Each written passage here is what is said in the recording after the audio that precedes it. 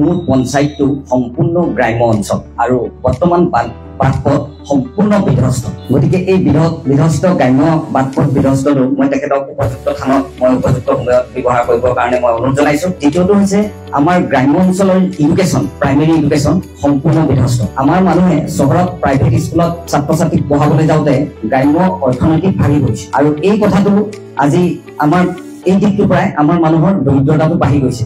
মানুহে কাম কৰিব নোৱাৰে, নিজৰ পুত্ৰ সন্তানক লৈ চহৰত পইচা দি শিক্ষা ব্যৱস্থাটোত জড়িত হ'ব লগা হৈছে।